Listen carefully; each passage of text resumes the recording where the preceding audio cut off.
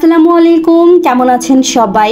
রসনা বিলাস চ্যানেলে সবাইকে আমন্ত্রণ জানাচ্ছি নতুন আরও একটি রেসিপি দেখার জন্য। ঈদ চলে গিয়েছে প্রায় সপ্তাহ খানেক হলো, কিন্তু এর রেশটা এখনও রয়ে গিয়েছে। কারণ আমরা বাসায়ও যেমন তৈলাক্ত খাবারগুলো খুব বেশি খেয়েছি, মিষ্টি জাতীয় খাবারগুলো অনেক বেশি খাওয়া হয়েছে, নিজেদের বাসায়ও যেমন খেয়েছি তেমনি কিন্তু এর বাসা ওর বাসায় দাওয়াতে গিয়েও খেয়েছি আমরা। তো এই টাইপের খাবার খেতে খেতে মুখে একদম অরুচি চলে এসেছে। তো চলে এসেছি খুবই সাধারণ সিম্পল একটি রেসিপি নিয়ে।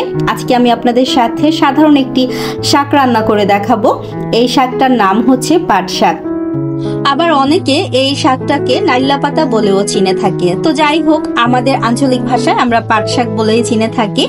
তো পাট শাকটাকে একদম শুধুমাত্র তেলে ভেজে নেব। কিভাবে করে নর্মালি আমরা পাট শাকটা রান্না করে থাকি সেটার প্রসেসটাই শেয়ার করব। আর এই শাকের রেসিপিটা হচ্ছে আমার মায়ের রেসিপি। মা খুবই মজা করে শাকটাকে ভাজি করে থাকেন, তো সেইটাই আপনাদের সাথে শেয়ার করব। তো শহরে তো আসলে ক্ষেত থেকে তুলে আনা হয় না, বাজার থেকে কিনে আনতে হয়। এরকম বড় একটা আটি নিয়ে এসেছিল আপনাদের ভাইয়া। তো আমি এখন সেই শাকটাকে সুন্দরভাবে একটু বেছে নিচ্ছি।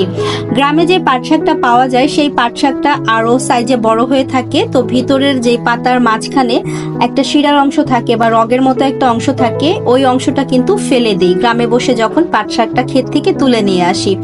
এখন আর সেই প্রসেসটা না, আমি সবগুলো শাক বেছে নিয়েছি, সুন্দরভাবে কিন্তু ধুয়ে শাকটাকে আমি কেটেও নিয়েছি। পাট শাক রান্নাটা কিন্তু আমরা নর্মালি যে শাক রান্না করি তার চাইতে একটু আলাদা হয়। তো সেটা কিভাবে, এই যে চলুন দেখিয়ে দিচ্ছি। চুলায় কিন্তু একটা পাত্র বসিয়ে দিয়েছি, তার মধ্যে আমি দিয়েছি এখানে প্রায় মেজারমেন্ট কাপের 1.5 কাপ পরিমাণ পানি হবে। তার মধ্যে আমি দিয়েছি 2 চা চামচ লবণ, কাঁচামরিচ ফালি দিয়েছি 7-8টার মতো, আর এখানে দিয়ে দিচ্ছি 1 টেবিল চামচের মতো পেঁয়াজ কুচি। এখন সম্পূর্ণ এই মিশ্রণটাকে আমি ভালোভাবে একটু বলক উঠিয়ে নেব। আর দেখতেই পাচ্ছেন পানি যখন এরকম একটু বলক উঠে আসবে তখন এর মধ্যে আগে থেকেই কেটে ধুয়ে পরিষ্কার করে রাখা পাট শাকগুলো দিয়ে দিচ্ছি।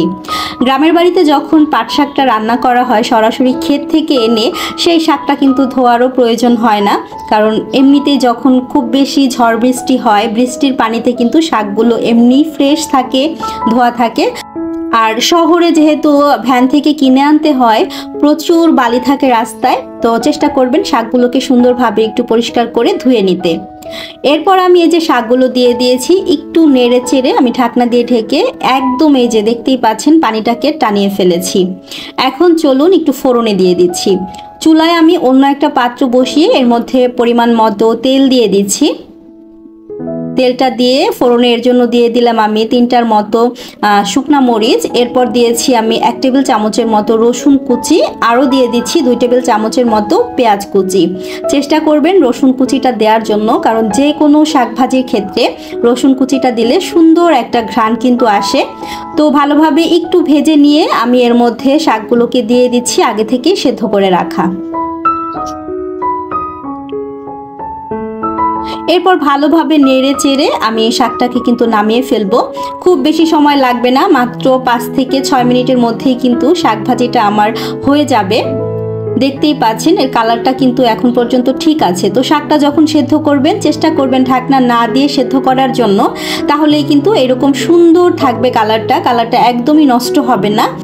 আর আপনারা যদি ঢাকনা দিয়ে শাকটাকে রান্না করতে যান তাহলে এর কালারটাও যেমন নষ্ট হয়ে যাবে, সেই সাথে শাকের মধ্যে কিন্তু একটু পিচ্ছিল পিচ্ছিল টাইপের ভাব চলে আসবে, যেটা কিনা অনেকেই পছন্দ করেন না।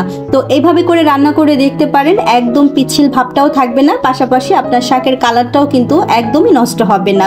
তো আমি একটা সার্ভিং ডিশে সার্ভ করে নিচ্ছি।